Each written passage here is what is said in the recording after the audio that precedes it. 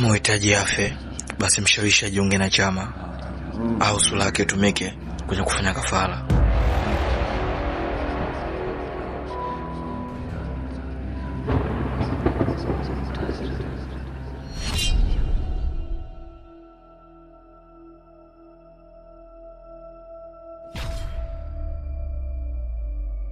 Meli, si nikwambia wewe kwa mjomba? Umekuja hapa tena kufanya nini? Samahani kaka kama nakukosea, lakini napenda sana kukaa na nyie. Mtoto mzuri ni yule ambaye anasikiliza wakubwa wake. Wewe si nishakwambia ukae kwa mjomba kule? Sasa nisikilize. Nakupa nauli. Ufanye haraka urudi kwa mjomba, sawa? Mudi, shida nini? Mbona mfokea mdogo wako? Hamna, Meli inabidi abakie kwa mjomba. Una sababu gani ya Meli kukaa kwa mjomba? Unajua Mudi, usitake kuweka rekodi mbaya kwa wadogo zako. Hawa ni wadogo zetu, tutaishi nao. Na kama shida ni nyumba uliyoipangisha, ya ulisi ipo, tutaishi. Lakini zingatia kwamba inapaswa uwe mwema kwa watu. Nazidisha wema ukiwa juu yao, kwa sababu kuna muda utahitaji msaada wao wakiwa juu yako. Hawa ni wadogo, lakini kesho wakubwa. Mimi tutane ndani.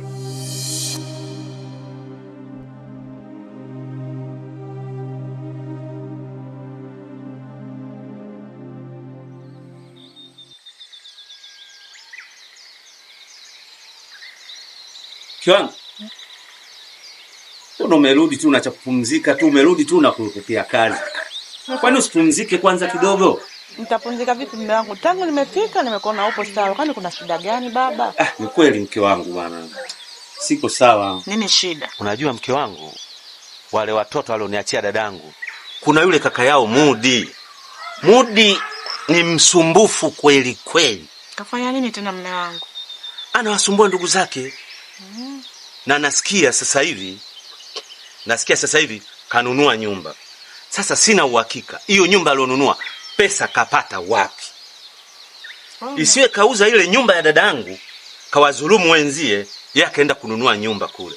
Lingine, kuna yule Alikani yule mdogo wake Mudi yule naye majirani ananiambia naye kapata sijui na matatizo gani. Akikuangalia hivi macho yakiwaka, we chini mweleka. Na yeye sijui kapatwa na majanga gani. Inabidi niende kwa mganga kwanza, kwa mtaalamu Kimanzi Chana, ili niende nikaangalia hapa kuna tatizo mke wangu. Hamna tatizo mume wangu. Inabidi tu tumuombe Mungu. Kila kitu tumtangulize Mungu mbele.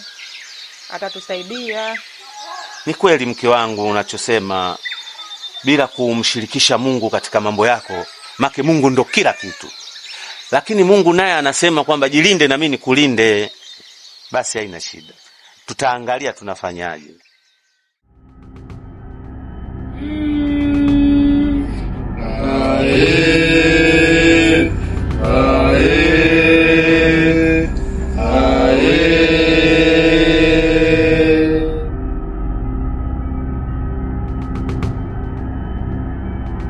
Hadi leo mmeshindwa kufanya kazi niyoagiza.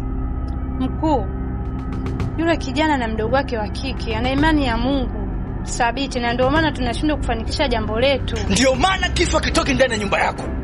Tunatakiwa tujue thamani ya nguvu tulizokuwa nazo, sawa? Ndio mkuu. Mudi yuko wapi? Yule kijana ananijaribu sana. Kuna kila ulazima wa kuheshimu misingi yetu ya kufanya kazi. Nimwaita hapa, hajaenda kuu ni kujua tunafanyaje kurudisha nguvu ile tupotea. Lakini vile vile yule kijana aliyechukua nguvu, sura yake itatumika kwenye kutoa kafara. Tumeelewana? Ndio mkuu.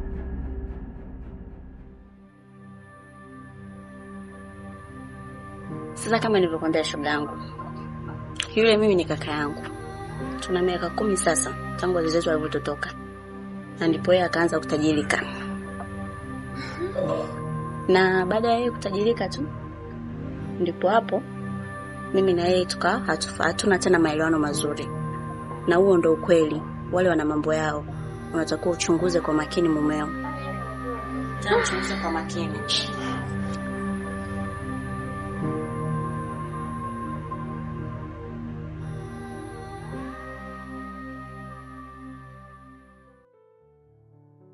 wadogo zangu, nimewaona toka juzi tukiwa kwa mjomba, ni kama mlikuwa hamuelewani.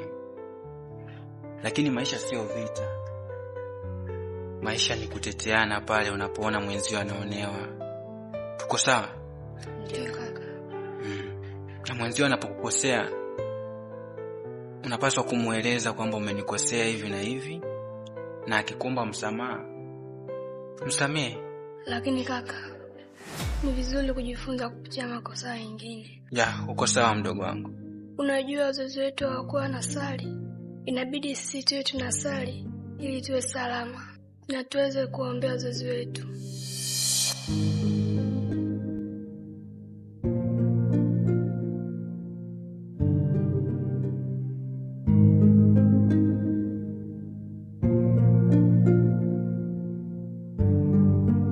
Hivi Esther, una shida gani lakini?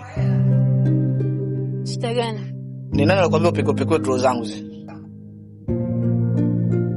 Mume wangu. Kuna vitu nilikuwa natafuta. Vitu gani unatafuta Esther? Ha? Ni mara ngapi nakuelezea kuhusu zile draw usipekwe? Mume wangu, naomba unisamehe. Tena ushukuru ile draw ya pili ndio upekwe. Ile ya kwanza naomba usije ukaigusa. Ili onyo ni la mwisho nakupa. Sasa mume wangu, naomba unisamehe. Please, naomba usinitafutie sababu. Ndugu zako kaja nikawabeba kichwani. Sitaki jirudie tena. Okay.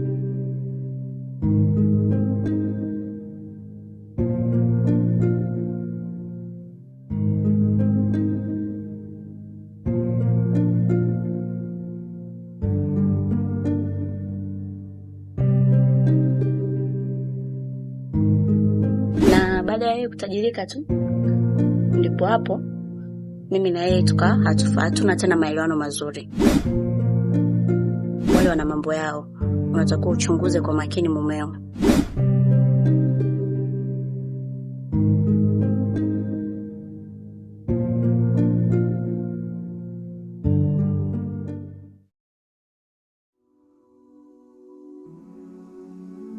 Unafanya nini nyumbani kwangu? Acha kunifuatilia. Ulichoongea na mke wangu chote nimekijua. Sitaki uongee tena na mke wangu. Nakupa onyo la mwisho, ikitokea unanifuatilia tena.